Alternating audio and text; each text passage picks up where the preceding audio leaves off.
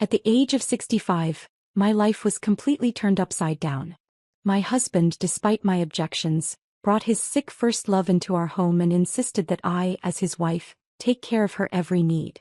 She poured an entire bag of salt into my meals, added dish soap to my water, and even resorted to physical violence against me. And my husband? He simply said, "She's sick, don't hold it against her." I endured. And my own son?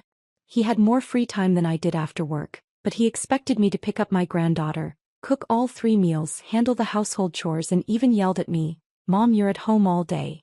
Why can't you do more?" I still endured. But they never considered that my patience had its limits.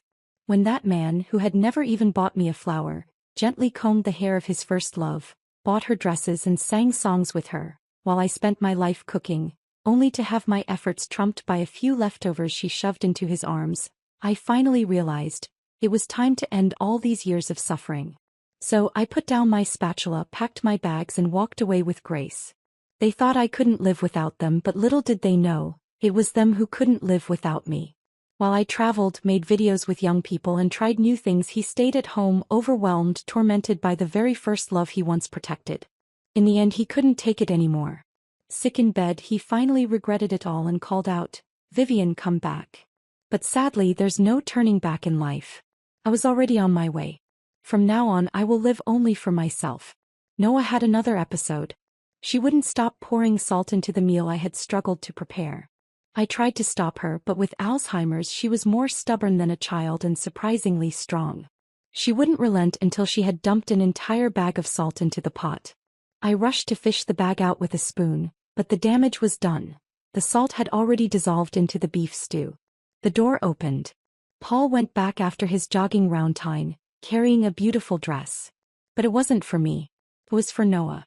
Even at 65, even with her illness stealing most of her memories, she still clapped her hands like a little girl when she saw a dress she liked.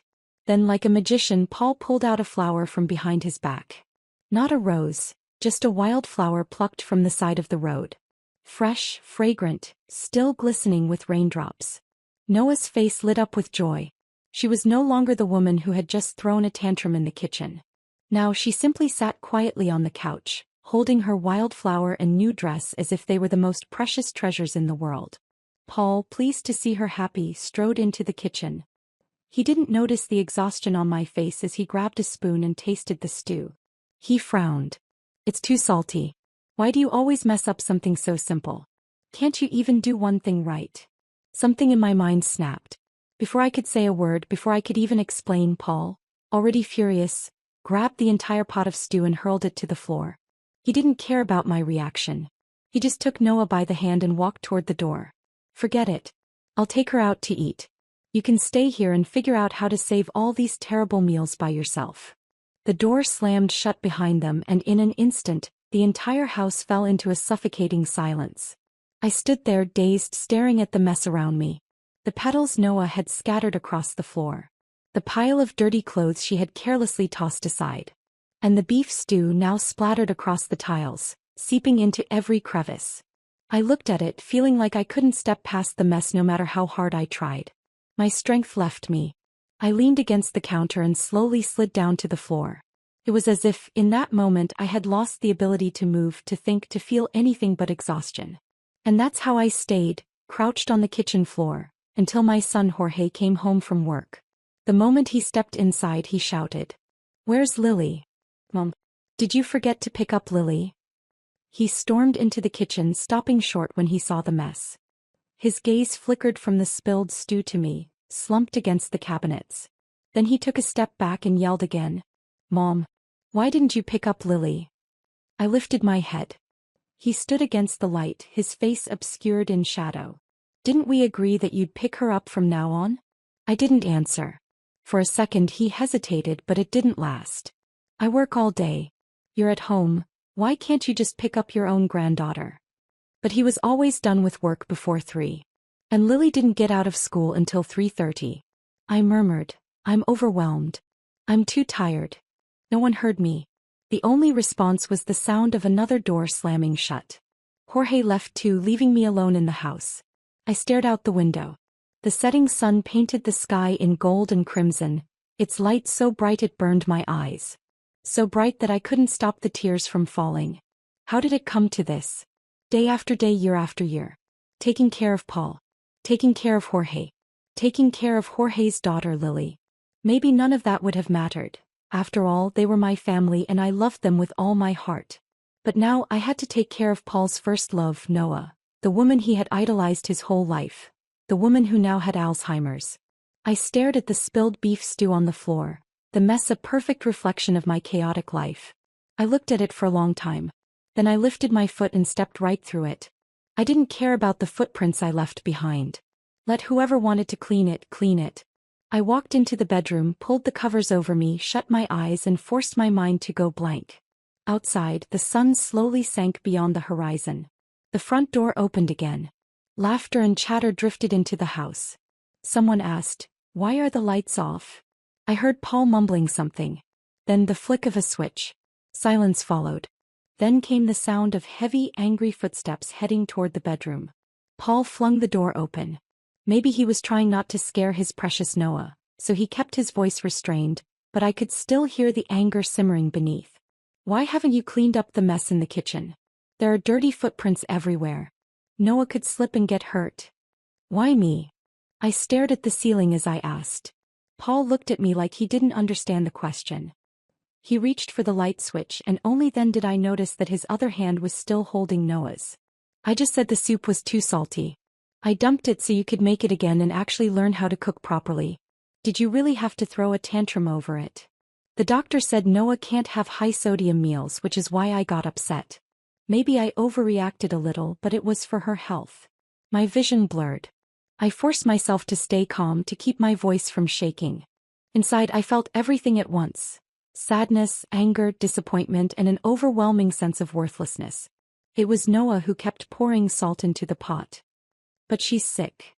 Paul cut me off without hesitation.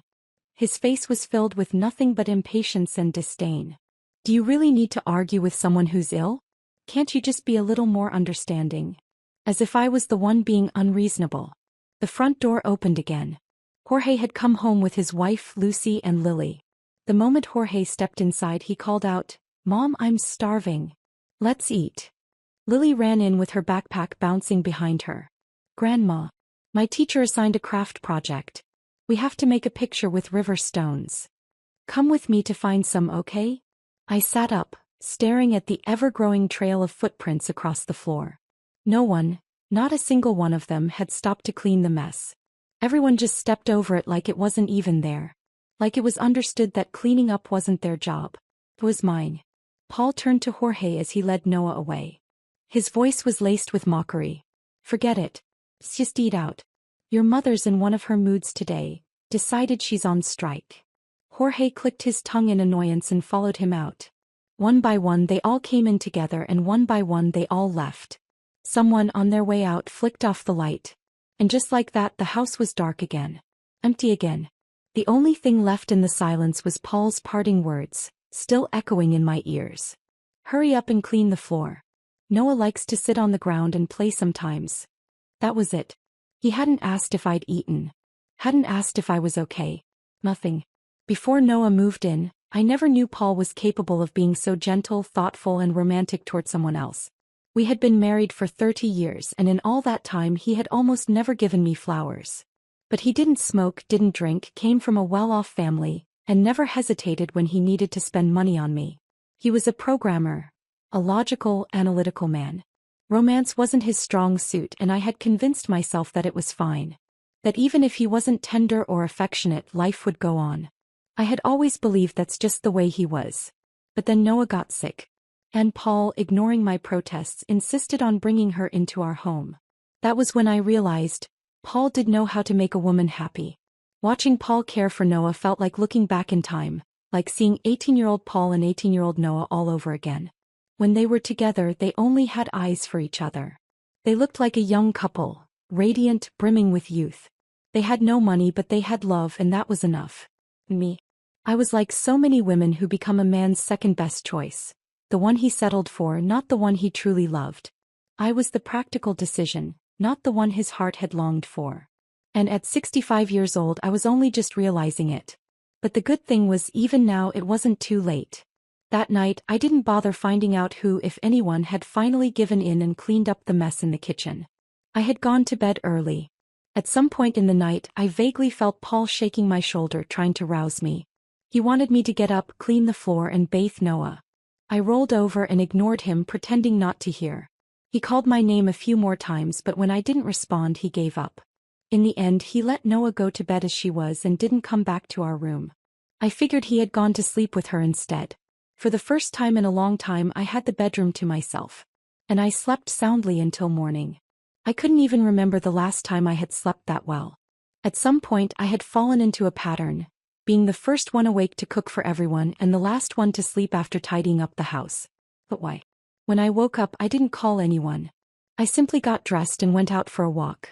By the time I returned it was past 8. Paul saw me and immediately scowled.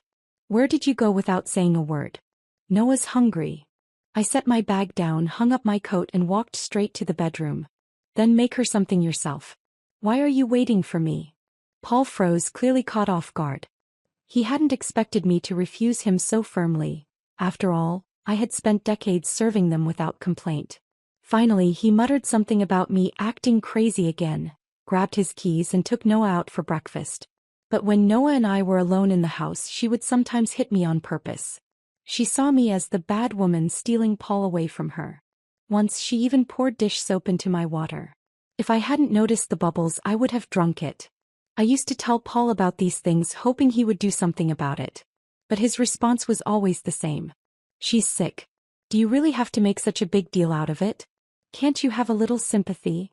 I had suggested sending Noah to a nursing home. Somewhere nice where she could receive proper care. It would ease our burden too. But Paul refused. He said nursing homes weren't attentive enough. And in a way he wasn't wrong. After all, who else would be as dedicated as I had been? Who else would have spent years working tirelessly, cooking balanced meals, washing clothes, cleaning the house?